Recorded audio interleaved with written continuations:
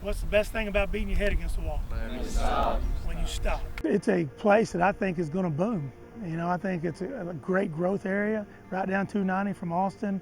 It's right next to Lake Travis and Hayes, and so it's a place where people want to be.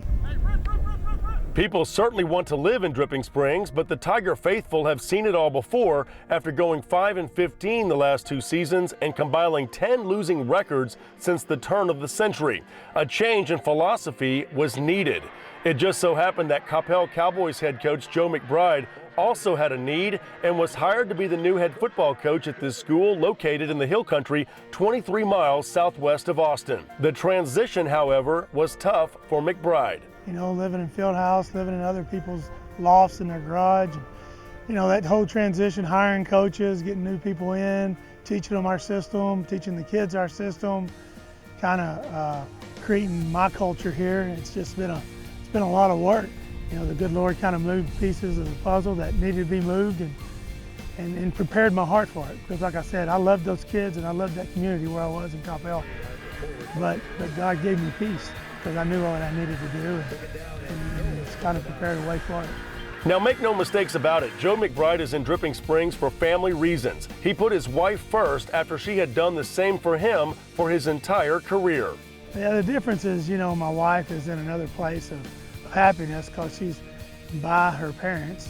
You know, first time in 25 years that she's been under an hour from her parents. You know, if you put all you have into it and you love those kids, that's big time. You know, it's just like I told the athletic director in Coppell, John Crawford, I love Coppell.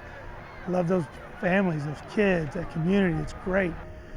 But sometimes, you know, if you say your life's about faith, family, and football, you got to put that to the test. And I felt like, you know, my wife has been so supportive and committed to me for a long time, and it was about time I put her first and what she needed.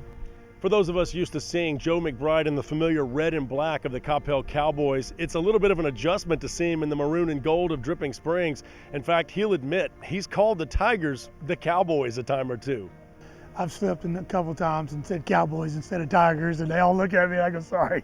You know, so I think they know I'm committed to them here. It's just sometimes you just get used to saying stuff out of routine. I think what we do here is a system. Wherever I am, there's a kind of a process that I believe in, and things that would follow me wherever I am.